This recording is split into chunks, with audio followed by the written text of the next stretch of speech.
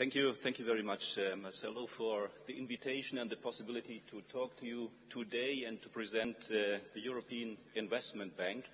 You see here on the slide we are AAA rated, we finance projects, and perhaps you have a question. You just heard of a European bank, and what is now the difference between the two? And of course I talk now under the control of Enzo if I say something wrong about EBRD. But I think to characterize our two institutions is, as Enzo mentioned, EBRD was set up after the fall of the Iron Curtain to support the transition. EIB is a European Union institution, and we support European integration. So we very much were the head of the European Union. That is a bit different. We were also founded in 1958, so have already some time of existence. On the ground, we cooperate very closely. We have a very high number of projects in the region where we co-finance. We have other areas of cooperation. We have a very strong exchange of views and discussions in this regard. So on the ground, it is really joining the forces to help the region. And if I just move to the next slide, you see again the difference. EBRD set up to support the region, Eastern Europe, Central Asia, and now also South and East Mediterranean. EIB, you see it here, is almost 90% focused on the European Union.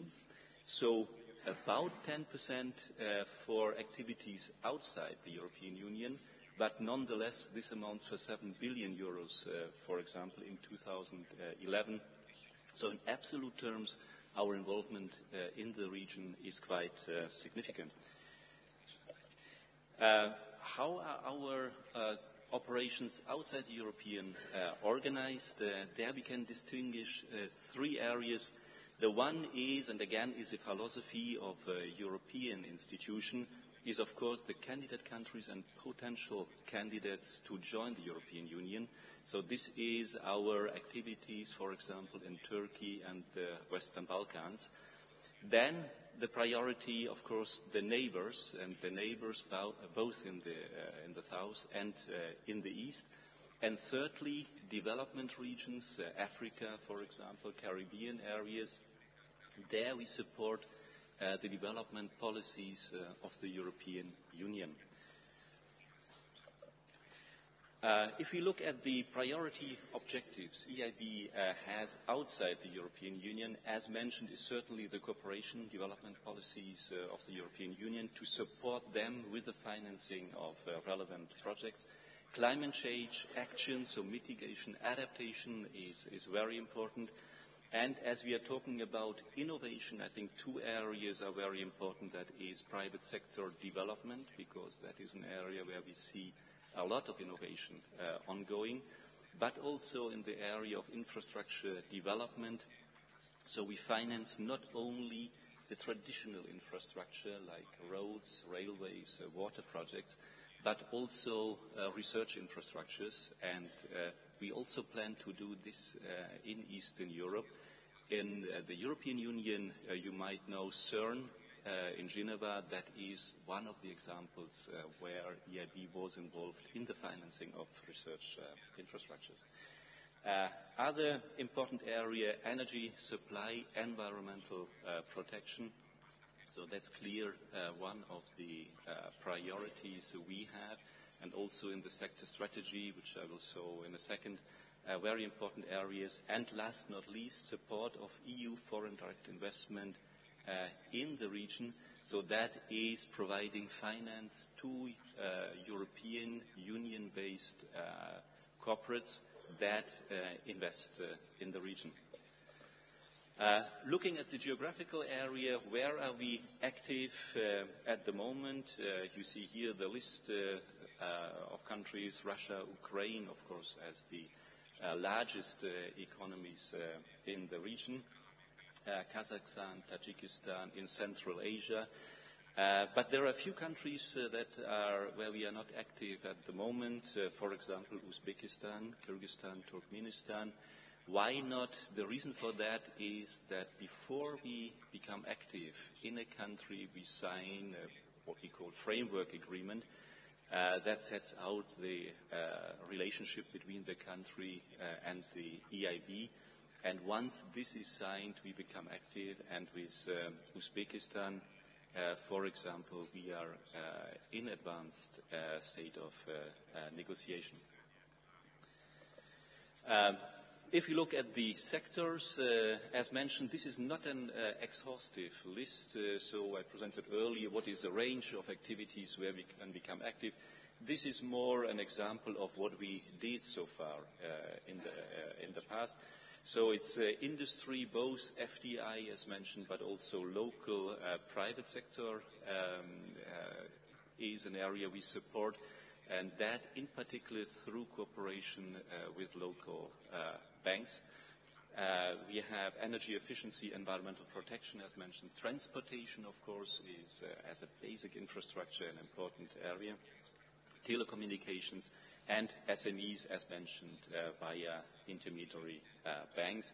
And there we are in advanced talks with large Russian banks, for example, to implement this in Russia and use the local expertise these banks have and provide them our attractive funding. And I think that is this combination of forces that provides real value added for the SMEs.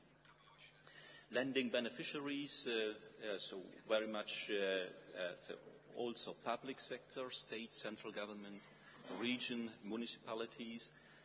Then, as mentioned, corporates, both international and local. Banks, very important, because as we are, there's again a difference to EBRD, we are Luxembourg-based and we have representative offices, but not, let's say, such strong local representation as EBRD has.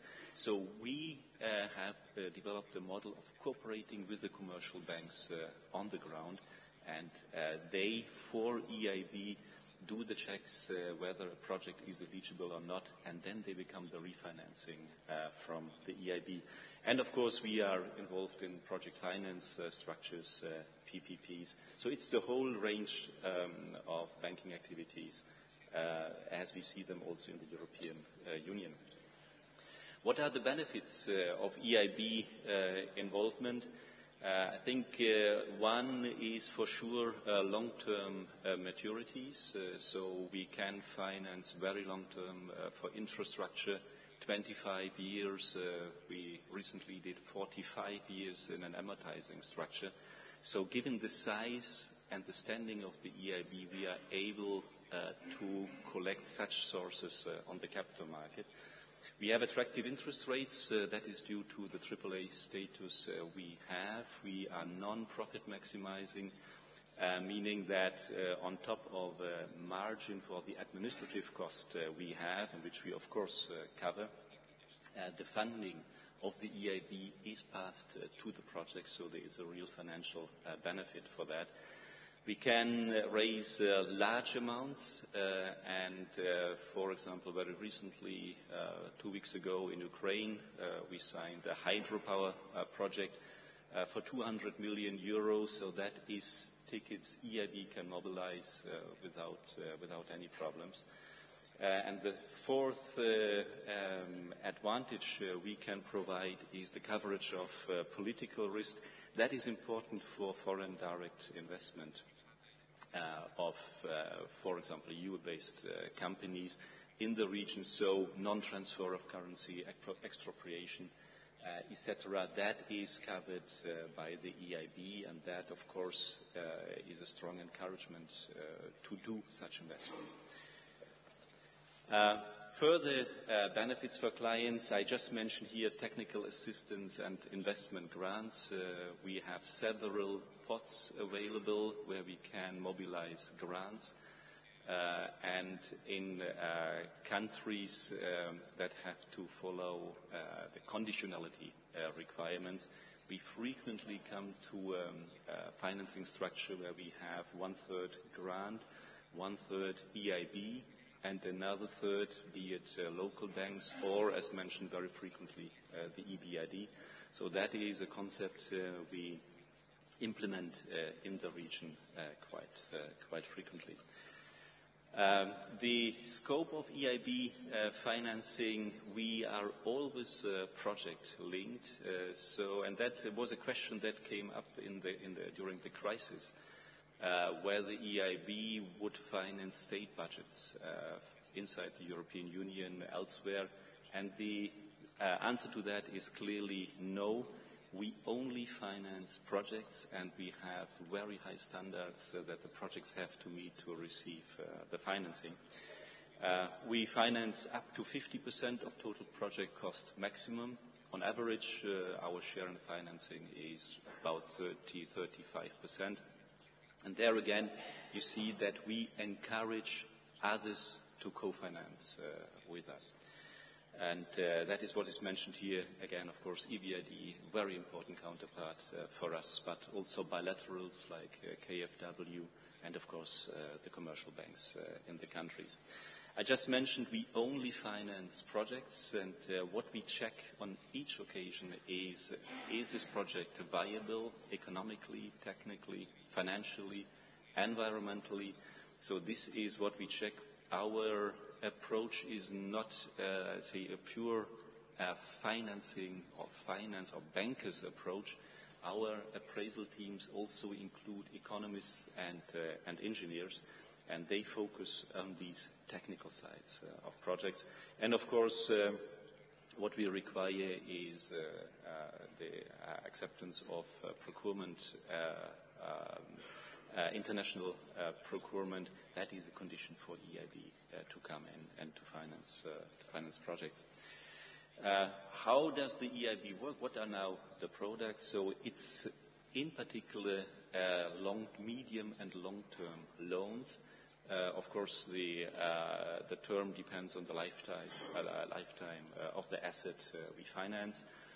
If the lifetime is long, that, as mentioned, can go up to even 40 years. We provide direct loans for large projects. That is where we do the project appraisal ourselves, and then it is a bilateral contract. And then we have the bank intermediated loans. There our counterparts are the local banks, and they on-lend on our behalf. And on top of that, of course, we always cooperate with other banks, simply and as mentioned, because we finance about 1/3, up to 50%. So we encourage to find other sources. That gives encouragement to us, and our involvement gives us encouragement to those who can join the financing package. EIB is also active in the equity area, and I have here two examples of funds where EIB is involved.